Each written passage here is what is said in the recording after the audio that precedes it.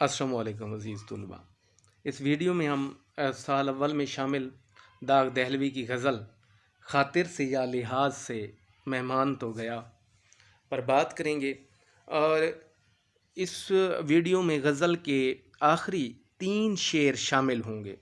इससे पहले इस गज़ल पर एक वीडियो बनाई जा चुकी है जिसमें गज़ल के पहले 4 अशार पर गुफ्तगू की गई है। तो आप अगर पूरी गज़ल की तफ़हीम चाहते हैं तो आपके लिए लाज़मी है कि आप वीडियो का पहला हिस्सा भी देखें। तो अब हम बढ़ते हैं 5वें शेर की तरफ। गो नामा बर से खुश न हुआ पर हज़ार शुक्र, मुझको वो मेरे नाम से पहचान तो गया।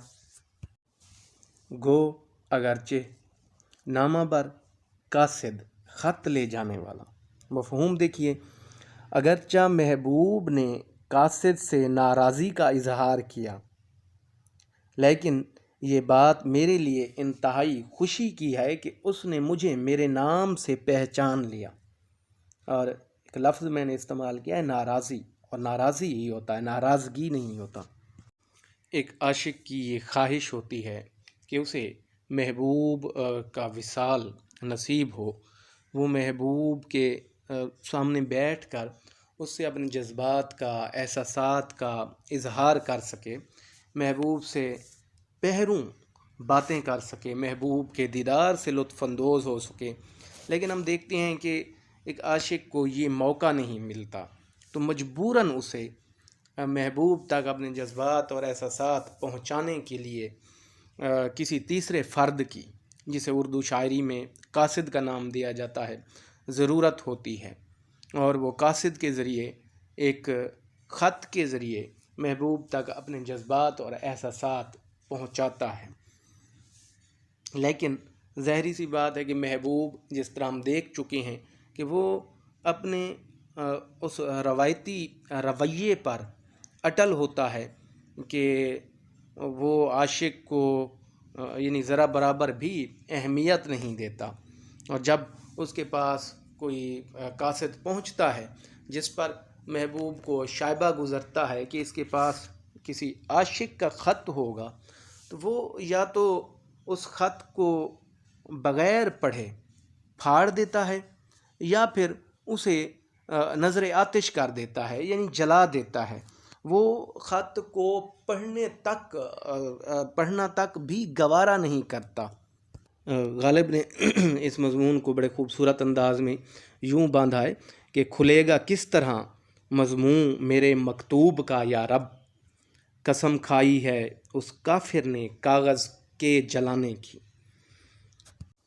आशिक ने महबूब के इस रवैये पर वो किसी नाराज़ी का इजहार नहीं किया और ना ही ना उम्मीद हुआ, बल्कि महबूब को ख़त लिखने का जो सिलसिला था वो जारी रखा। आखिरकार यानी कासिद के ख़त देते ही महबूब ने ना सिर्फ़ कासिद को बुरा भला कहा, बल्कि आशिक को भी वो उसके नाम से जान गया। महबूब को ये इल्म हो गया ये जो ख़त है वो फ़लाँ आशिक का है। और जब कासिद आकर आशिक को ये पैगाम सुनाता है कि आज उसके महबूब ने उसे वो उसके ख़त को उसके नाम से पहचान लिया है, तो ये बात एक आशिक के लिए तसल्ली बख्श होती है और वो इस बात पर मुतमैन हो जाता है।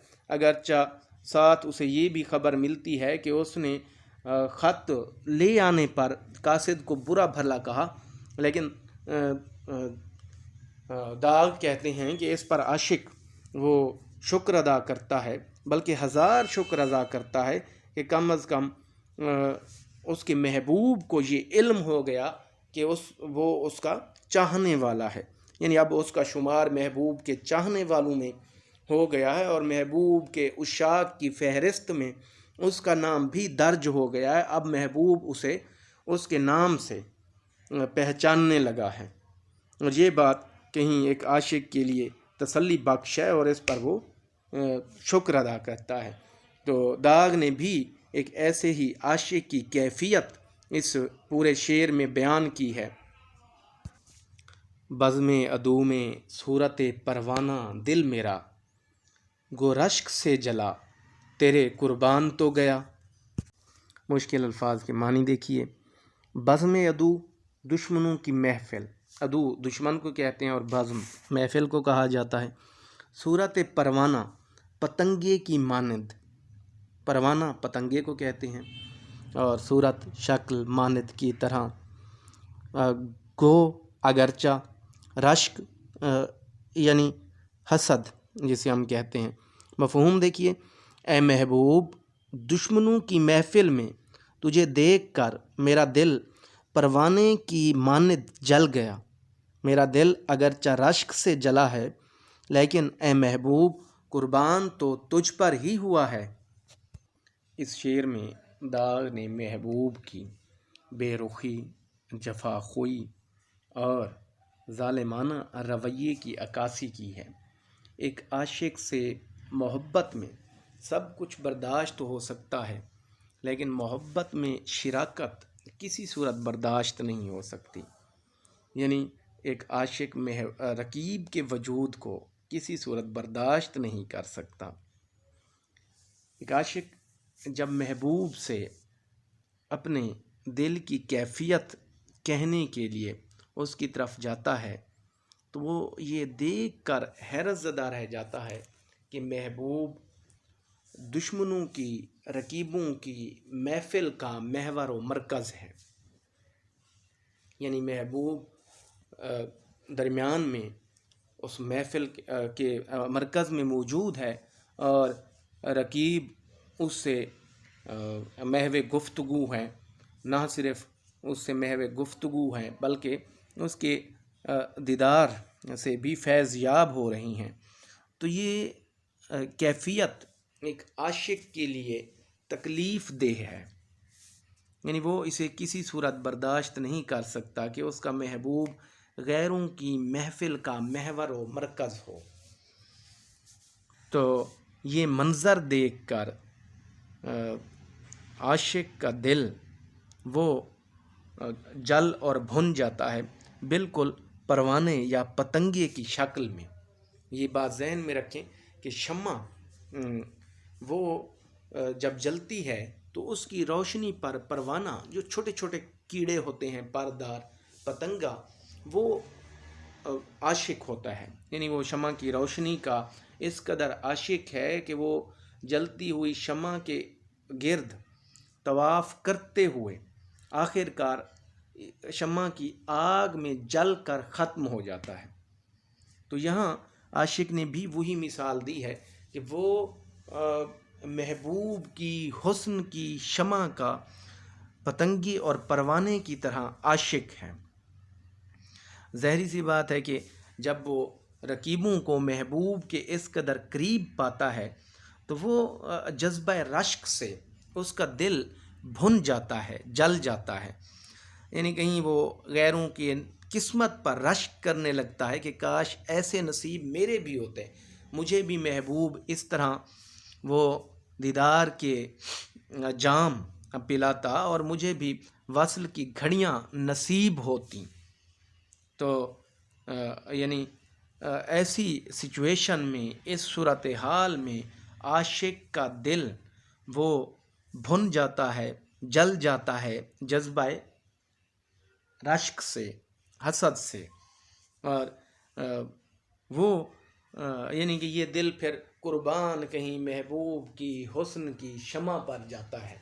تو داغ نے ایک ایسے ہی عاشق کی کیفیت بیان کی ہے جو محبوب کو رقیبوں کی محفل میں دیکھ کر اگرچہ اس کا دل رشک سے جل جاتا ہے لیکن وہ قربان محبوب کے جاتا ہے۔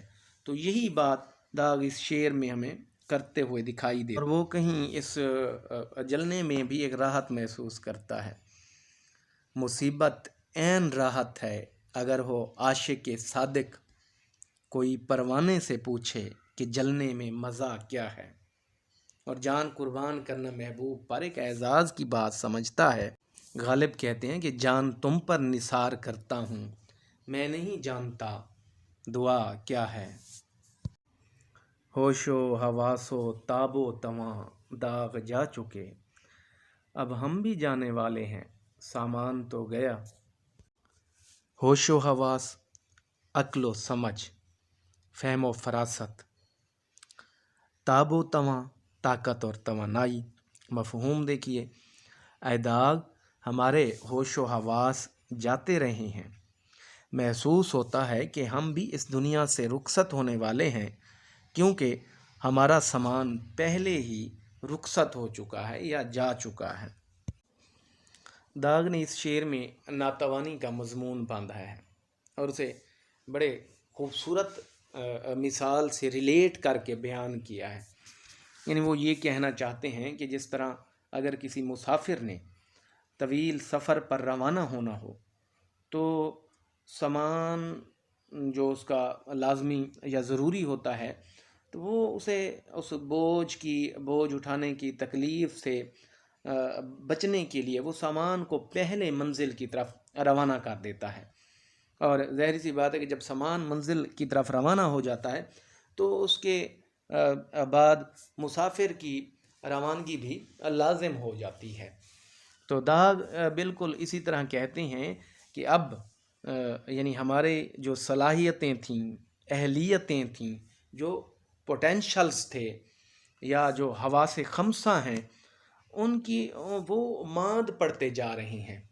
یعنی بڑھاپا آتے ہی وہ ساری صلاحیتیں جو قدرت کی طرف سے ہمیں ودیعت کی ہوئی تھیں وہ ماند پڑتی جا رہی ہیں، جو اس بات کا واضح طور پر اظہار ہے کہ اب ہم اس دنیا سے رخصت ہونے والے ہیں یا جو ہے نا اب موت کا وقت قریب ہے۔ اگر آپ دیکھیں تو جوانی میں یہ ساری صلاحیتیں اور اہلیتیں وہ عروج پر ہوتی ہیں۔ یہی وجہ ہے کہ انسان جوانی میں کارہائے نمایاں انجام دیتا ہے، یعنی وہ ستاروں پر کمند ڈالنے کے نہ صرف خواب دیکھتا ہے بلکہ ان خوابوں کو شرمندہ تعبیر بھی کرتا ہے۔ وہ پہاڑ سے ٹکرا جانے کا حوصلہ رکھتا ہے، وہ سمندر کا سینہ چیر دینے کی ہمت رکھتا ہے، اور ہم دیکھتے ہیں کہ اس تاریخ میں جن جن لوگوں نے بھی کارہائے نمایاں انجام دی ہیں وہ جوانی میں انجام دی ہیں، کیونکہ وہ ایک ایسی عمر ہوتی ہے جس میں قدرت کی طرف سے عطا کردہ ساری صلاحیتیں اپنے عروج پر ہوتی ہیں، اور انسان ان صلاحیتوں سے کام لے کر کارہائے نمایاں انجام دیتا ہے۔ لیکن جوں انسان بڑھاپے کی طرف سفر کرتا ہے تو یہ صلاحیتیں ماند پڑتی جاتی ہیں، یعنی ان کی کام کرنے کی وہ کیپیسٹی نہیں رہتی۔ اور اسی کو غالب نے بھی اپنے ایک شعر میں خوبصورت انداز میں بیان کیا ہے کہ مزمحل ہو گئے قوہ غالب، وہ عناصر میں اعتدال کہاں۔ تو داغ بھی یہی کہنا چاہتے ہیں کہ ان طاقت اور تاب یا ہوش و حواس کی ماندگی یا ماند پڑنا یہ ظاہر کرتا ہے کہ اب ہم بھی اس دنیا سے رخصت ہونے والے ہیں۔ اس کے ساتھ ہی غزل کا اختتام ہوتا ہے۔ بہت سا خیال رکھیے اپنا، سلامت رہیں، اللہ حافظ۔